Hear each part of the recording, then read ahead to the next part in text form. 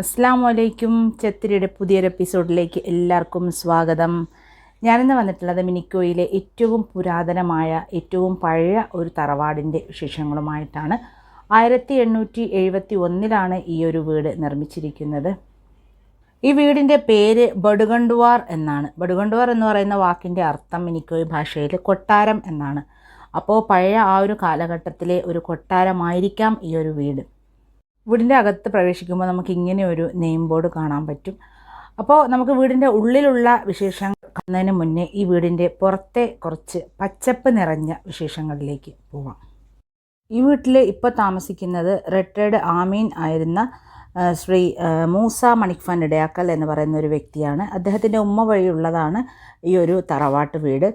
ഇപ്പോൾ ഈ തറവാട്ട് വീടിന് ഒരുപാട് അവകാശികളുണ്ട്. കാരണം നേരത്തെ ഇവിടെ 50-58ഓളം ആൾക്കാർ താമസിച്ചിരുന്നതായി പറയപ്പെടുന്നു.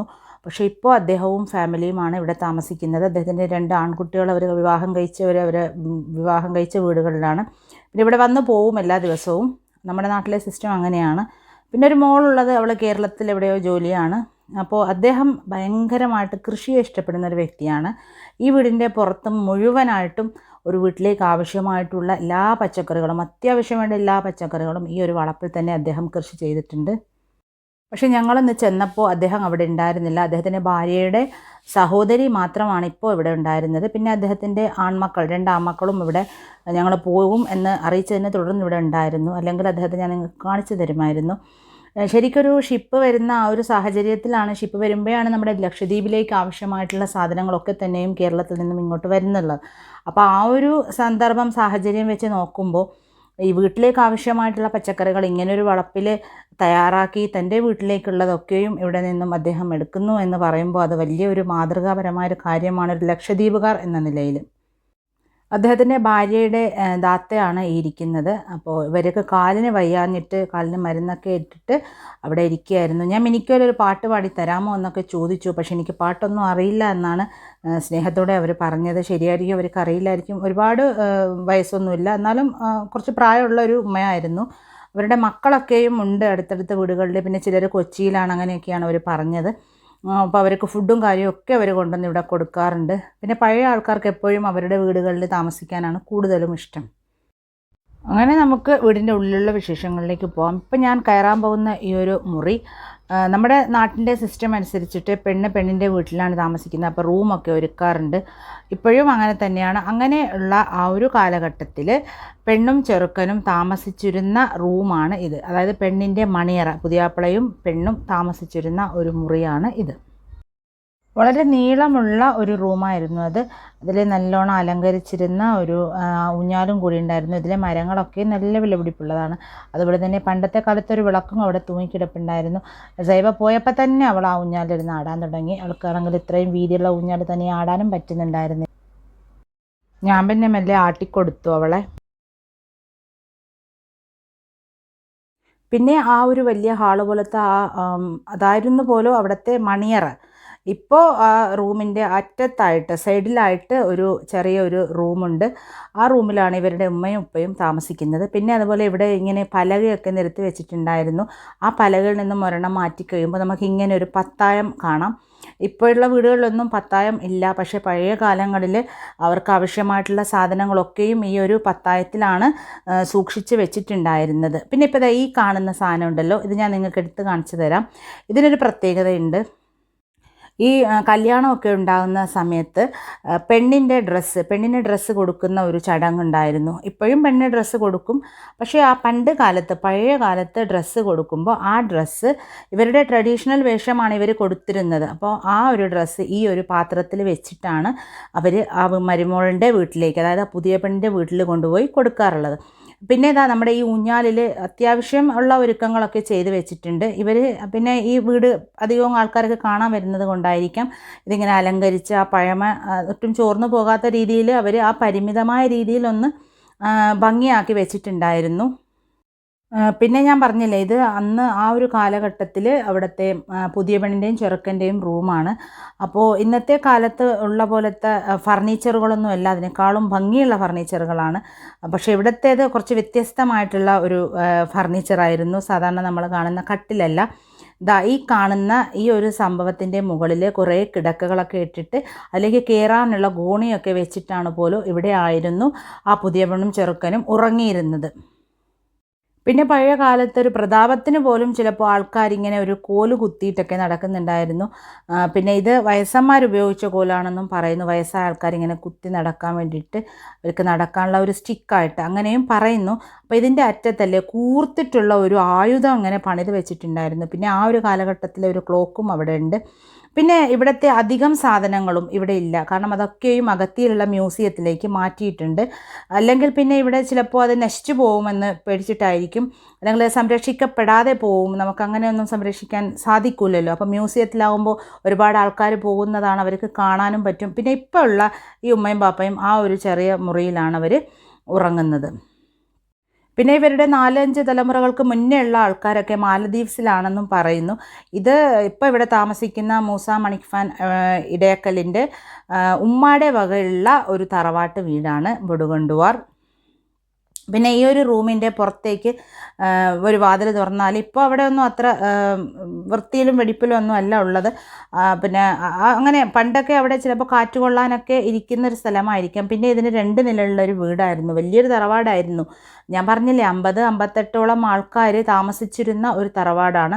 പക്ഷേ ഓക്കിയുടെ ആ ഒരു സമയത്ത് ഈ വീടിൻ്റെ മുകൾ വശത്തിലുള്ള അതൊക്കെയും തകരുകയും അതങ്ങനെ പോവുകയും ചെയ്തു. ഇപ്പോൾ നമ്മൾ ഈ കോണി മുകളിലത്തേക്കുള്ള ഒരു നിലയിലേക്ക് പോകുന്നതാണ്, പക്ഷേ അവിടെയൊക്കെ നാശമായി കിടക്കുകയാണ്. ഗോവണി തന്നെ മരത്തിൻ്റെ ആണ്, ഇപ്പോഴുള്ള പോലെയൊന്നും സിമെൻറ്റിൻ്റെ അല്ല. പിന്നെ ഇപ്പോൾ തൽക്കാലത്തേക്ക് നമ്മുടെ ഷീറ്റൊക്കെ വെച്ചിട്ട് തൽക്കാലത്തേക്ക് അഡ്ജസ്റ്റ്മെൻറ്റ് നടത്തിയിരിക്കുകയാണ്. അതിൻ്റെ മുകളിൽ നിറച്ച് പൊടിയാണ്, എനിക്ക് അങ്ങോട്ടേക്ക് പോകാൻ പറ്റുകയുണ്ടായിരുന്നില്ല. അതുകൊണ്ട് തന്നെ ഞാൻ വീണ്ടും ആ പോയ പോലെ തന്നെ തിരിച്ചിറങ്ങുന്നതാണ് നിങ്ങൾ കാണുന്നത്. ഇറങ്ങാൻ നല്ല പാടായിരുന്നു, എനിക്ക് എന്താണെന്നറിയില്ല. പിന്നെ അദ്ദേഹത്തിൻ്റെ ഒരു മകൻ എൻ്റെ റൂമാണ് നമ്മളിപ്പോൾ കാണാൻ പോകുന്നത്. അയാളൊരു പാട്ടുകാരനാണ്. അപ്പോൾ ഈ റൂം ഒരു ചെറിയ സ്റ്റുഡിയോയുടെ സെറ്റപ്പൊക്കെ നടത്തി വെച്ചിട്ടുണ്ട്. ഇവിടെ പരിപാടികളൊക്കെ വെക്കുമ്പോൾ ഇദ്ദേഹം പാടാറുണ്ട്. പക്ഷേ ഈ വീഡിയോയിലേക്ക് വരാൻ എല്ലാവർക്കും ഭയങ്കര നാണമാണ്. ഇതിലേക്ക് ഞാൻ വീഡിയോ എടുക്കാൻ നോക്കി, പക്ഷേ ഒരു പാട്ടൊക്കെ പാടിത്തരൂ എന്നൊക്കെ പറഞ്ഞു, പക്ഷേ ആൾ സമ്മതിച്ചിട്ടില്ല. എൻ്റെ കൂടെ ഇപ്പുറത്തുണ്ട്, ബാക്ക് വശത്തുണ്ട്, പക്ഷേ വീഡിയോയിൽ വന്നിട്ടില്ല. അപ്പോൾ ഇതൊക്കെയാണ് ഓക്കി വന്ന സമയത്ത് ഇവിടെ നശിച്ചു പോയതാണ്. മരങ്ങളൊക്കെയും അങ്ങനെ ദ്രവിച്ചിട്ടൊന്നുമില്ല, കാരണം നല്ല മരമായിരുന്നു. ഇതന്ന് അവരുപയോഗിച്ചിരുന്ന ആ പഴയ കാലത്തെ ഒരു കിച്ചണാണ് നമ്മൾ ഈ കാണുന്നത്. കിച്ചൻ്റെ ഒരു ബാക്കി ഭാഗം എന്നൊക്കെ വേണമെങ്കിൽ നമുക്ക് പറയാം. ഇവിടെ ആകെ ഇങ്ങനെ പാഴ്ചെടികളൊക്കെ വളർന്നിട്ട് അങ്ങനെ കിടക്കുകയാണ്. പിന്നെ ഈ ഒരു വീട്ടിന് ഒരുപാട് അവകാശികളുണ്ട്. അതൊക്കെ തന്നെ കൊണ്ട് തന്നെ ഇതങ്ങനെ പുനർനിർമ്മാണത്തിനൊന്നും ആരും അങ്ങനെ നോക്കാറില്ല, കാരണം അവരൊക്കെ വേറെ വീടുകളെടുത്ത് അങ്ങനെ സെറ്റിൽഡാണ് പല സ്ഥലങ്ങളിലായിട്ട്. അപ്പോൾ നമ്മൾ ആ കൂടത്തിൻ്റെ, അതായത് അടുക്കളയുടെ, നമ്മളെ ഭാഷയിൽ കൂടങ്ങെന്ന് പറയാം, അടുക്കളയുടെ വശത്തു കൂടി പോയപ്പോഴാണ് ഈ മനോഹരമായ പാത്രങ്ങൾ ഞാൻ കണ്ടത്. ഇത് എനിക്ക് എടുത്തുകൊണ്ട് വരാനൊക്കെ തോന്നി. വെറുതെ ഇങ്ങനെ കിടക്കുകയാണ്, നല്ല ഭംഗിയുണ്ടായിരുന്നു. അതിനുശേഷം ഒരു തറവാട് എന്ന് പറയുമ്പോൾ നമുക്ക് വേറൊരു പ്രധാനപ്പെട്ടൊരു കാഴ്ച കാണുമല്ലോ, തറവാട്ടിൽ എല്ലാ തറവാടുകളിലും കാണുന്നൊരു കാഴ്ച. അപ്പോൾ അതേപോലത്തെ ഒരു കാഴ്ച ഈ ഒരു വീട്ടിലുമുണ്ട്. പിന്നെ ഈ ഒരു കാണുന്ന ഈ ഒരു മുറിയിൽ, ഈ ഒരു ഹാളിൽ ഇപ്പോൾ ആകെ നാമാവശേഷമായി കിടക്കുകയാണ്. പണ്ടൊക്കെ എവിടെയായിരുന്നു പോലും മീറ്റിംഗ് ഒക്കെ അന്ന് കൂടിയിരുന്നത്. പിന്നെ പല സ്ഥലങ്ങളും ഞാൻ പറഞ്ഞില്ലേ ഓക്കിയുടെ സമയത്തും അല്ലാതെയുമായിട്ട് നശിച്ചിട്ട് അവിടെ ഒക്കെയും പാഴ്ചെടികളൊക്കെ വളർന്ന് ഇവിടെ മൊത്തത്തിൽ ഇങ്ങനെ നശിച്ചുകൊണ്ടിരിക്കുകയാണ്. കുറച്ച് ഭാഗം മാത്രമേ ഇനി ഈ ഒരു തറവാടിൻ്റേത് നശിക്കാനായിട്ടുള്ളൂ. ആ ഒരു സ്ഥലത്ത് അവർ താമസിക്കുന്നത് കൊണ്ട് തന്നെ ആ ഒരു ഭാഗം അങ്ങനെ സംരക്ഷിച്ചു പോകുന്നു. സാധാരണ എപ്പോഴും അങ്ങനെയാണല്ലോ, ഈ തറവാടുകളൊക്കെയും ഇങ്ങനെ ഭാഗം വയ്ക്കാൻ വൈകുന്നതനുസരിച്ചിട്ടൊക്കെയും അത് നശിച്ചു പോകും. പിന്നെ ഈ ഒരു കാഴ്ച അപ്പോഴാണ് ഞാൻ കണ്ടത്, ഈ വീടിൻ്റെ ഈ മുറിയുടെ പുറത്ത് വെച്ചിരിക്കുന്നത്. ഇത് പണ്ട് കാലത്ത് സുർക്ക ഒഴിച്ച് വെക്കാൻ വേണ്ടിയിട്ട് ഉപയോഗിച്ചതാണെന്നാണ് പറയുന്നത്.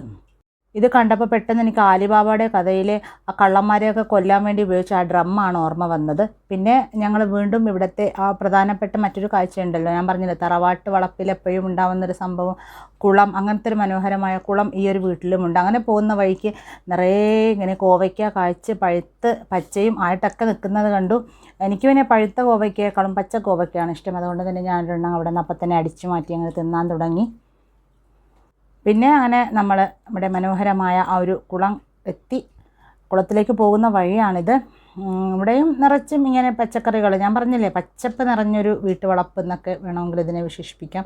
ഇവിടുത്തെ ഒരു സ്ഥലം പോലും അദ്ദേഹം വെറുതെ അങ്ങനെ മണ്ണായിട്ട് വിട്ടിട്ടില്ല. ഒക്കെയും അതിനെ വളക്കൂറുള്ള മണ്ണാക്കി മാറ്റിയിട്ടുണ്ട്.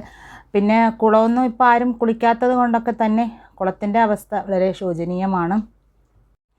പിന്നെ ഇവിടുത്തെ ഒരുപാട് ഉള്ളവരൊക്കെയും ഇവിടെ താമസിച്ചിരുന്നുവെങ്കിൽ ഒരു പക്ഷേ ഈ ഒരു കുളം ഇങ്ങനെ കിടക്കില്ലായിരുന്നു. നല്ല ഭംഗിയിൽ നല്ല വണ്ണം ഈ കുളമൊക്കെ ഒന്ന് വൃത്തിയായി അങ്ങനെയൊക്കെ ഉണ്ടാകുമായിരുന്നു. പിന്നെ ഇപ്പോൾ ഈ ഭാഗത്തോട്ടൊക്കെ ആര് വരാനാ, ആരും അങ്ങനെ താമസിക്കാനല്ലോ, പ്രായമായ ആൾക്കാരാണ് അവിടെ താമസിക്കുന്നത്. പിന്നെ അവർക്ക് ഈ കുളം കൊണ്ടൊന്നും അങ്ങനെ വലിയ ഉപകാരമൊന്നും അങ്ങനെ വലിയ ഉപയോഗമൊന്നും ഇല്ലായിരിക്കാം. അതൊക്കെ കൊണ്ടായിരിക്കും ഇതിങ്ങനെ കിടക്കുന്നത്. നിറച്ച് പായലാണ്, ഇറങ്ങാനൊന്നും പറ്റില്ല. അവിടെയൊക്കെ തന്നെ വഴുവഴുപ്പുണ്ടായിരുന്നു. ഞാനൊന്ന് ഇറങ്ങിപ്പോയി കാലൊക്കെ കഴുകണമെന്നൊക്കെ ആഗ്രഹം പ്രകടിപ്പിച്ചു. പക്ഷേ അവിടുത്തെ ഉടമസ്ഥൻ, അവരുടെ മോൻ അവിടെ നിൽക്കുന്നവർ പറഞ്ഞു വേണ്ട, അത് ചിലപ്പോൾ അവിടെ തന്നെ താഴ്ന്നു പോകാൻ ചാൻസ് ഉണ്ട്. അതൊക്കെ കൊണ്ട് തന്നെ ഞാൻ വീണ്ടും തിരിച്ചെൻ്റെ ആ ജീവന് വിലയുള്ളത് കൊണ്ട് ഞാൻ തിരിച്ച് കയറി. അപ്പോൾ ഇത്രയൊക്കെ ഉണ്ടായിരുന്നുള്ളൂ ഈ ഒരു വീട്ടിലെ വിശേഷങ്ങൾ. അങ്ങനെ നമ്മൾ ഇവിടിൻ്റെ വളപ്പും വീട്ടിൻ്റെ കൃഷിയാണ് എനിക്ക് കൂടുതലായിട്ടും ഇഷ്ടപ്പെട്ടത്. അപ്പോൾ ഇതൊക്കെയാണ് ഈ ഒരു മനോഹരമായ തറവാട്ടിലെ വിശേഷങ്ങൾ. അങ്ങനെ ഒരുപാട് ചരിത്രമുറങ്ങുന്ന ഈ ഒരു മണ്ണിൽ കൂടി ഈ ഇടനാഴിക്ക് പോലും എന്തൊക്കെ നമ്മളോട് പറയാനുണ്ടാവും അല്ലേ. ഈ മനോഹരമായ തറവാട്ട് വീട് നിങ്ങൾക്ക് കാണിച്ചു തന്നതിൽ എനിക്ക് വളരെയധികം സന്തോഷമുണ്ട്. ഈ ഒരു വീട് നമുക്ക് കാണിക്കാൻ വേണ്ടിയിട്ട് ഈ വീട്ടുകാരൻ്റെ മകൻ നമ്മുടെ കൂടെ ഒപ്പത്തിനൊപ്പം ഉണ്ടായിരുന്നു. അപ്പോൾ അത്രയൊക്കെ ഉണ്ടായിരുന്നുള്ളൂ. അങ്ങനെ നമ്മൾ തിരിച്ച് നമ്മുടെ കോട്ടേഴ്സിലേക്ക് ഈസ്റ്റേൺ സൈഡിൽ കൂടിയാണ് പോകുന്നത്. അങ്ങനെ പോകുമ്പോൾ അവിടെ ഈസ്റ്റേൺ ജെട്ടിയിലൊരു ഷിപ്പ് അങ്ങനെ വർക്ക് ചെയ്തിട്ടുണ്ടായിരുന്നു. ഇന്ന് ഷിപ്പുള്ള ദിവസമാണ്. അപ്പോൾ എനിക്ക് ഭയങ്കര സന്തോഷമായി, കാരണം നമുക്കൊരു പാർസലും കൂടി ഉണ്ടായിരുന്നു ആ ഒരു ഷിപ്പിൽ. അങ്ങനെ നമ്മൾ ഷിപ്പൊക്കെ കണ്ട് ഈസ്റ്റേൺ സൈഡിൽ കൂടി അങ്ങനെ റോട്ടിൽ കൂടി വരുന്നൊരു കാഴ്ചയാണിത്. അധികം കടലൊന്നും അന്നുണ്ടായിരുന്നില്ല, പക്ഷേ പിന്നീട് അറിഞ്ഞു നല്ല കടൽ അവിടെ ഉണ്ടായിരുന്നു എന്ന്. അപ്പം നമ്മളെ പാർസലൊക്കെ കിട്ടി. പാർസൽ അപ്പം തന്നെ കിട്ടിയല്ല കേട്ടോ, പിന്നൊരു ദിവസം കിട്ടിയത് ഞാൻ ഇതിൻ്റെ കൂടെ ആഡാക്കിയെന്ന് മാത്രം. അപ്പോൾ എന്തായിരുന്നു നമ്മുടെ പാർസൽ കണ്ടാലോ, ഇതാ ഈ 2 ചട്ടിയും പിന്നെ ആ ഒരു ചീന ഭരണിയിലേക്ക് എനിക്ക് സുർക്കൊഴിക്കാൻ വേണ്ടിയിട്ടാണ് ഞാൻ വാങ്ങിയിരിക്കുന്നത്. ഈ ചട്ടിക്ക് വേണ്ടി ഞാൻ ഈ നാട് മുഴുവനും അലഞ്ഞു, പക്ഷെ എനിക്ക് എവിടെ നിന്നും കിട്ടിയില്ല. പിന്നെ അധികം ആൾക്കാരൊന്നും മേടിക്കുന്നില്ലായിരിക്കും, എനിക്കറിയില്ല ഇവിടുത്തെ ആൾക്കാർക്ക് ഇതൊക്കെ ഇഷ്ടമാവുന്നുണ്ടോ എന്നും. അപ്പോൾ എനിക്ക് പക്ഷേ ചട്ടിയില്ലാതെ പറ്റില്ല. എനിക്ക് ചമ്പും പാത്രത്തെക്കാളും ഇഷ്ടം ചട്ടിയാണ്. മീനൊക്കെ കറി വയ്ക്കുകയാണെങ്കിൽ എനിക്ക് ചട്ടി തന്നെ വേണം. അതുകൊണ്ടാണ് ഞാനിത് കേരളത്തിൽ നിന്ന് വരുത്തിച്ചത്. അപ്പോൾ അത്രയൊക്കെ ഉണ്ടായിരുന്നുള്ളൂ ഇന്നത്തെ വിശേഷങ്ങൾ. നിങ്ങൾക്ക് ഇഷ്ടപ്പെട്ടു എന്ന് വിശ്വസിക്കുന്നു. ഇഷ്ടപ്പെട്ടാൽ പ്ലീസ് ഒന്ന് സബ്സ്ക്രൈബ് ചെയ്ത് സപ്പോർട്ട് ചെയ്യുക. ഇനിയും ഇതേപോലെയുള്ള നല്ല നല്ല വീഡിയോസുമായി നിങ്ങൾക്ക് മുന്നിൽ എത്തുന്നവരേക്കും അസ്സലാമു അലൈക്കും.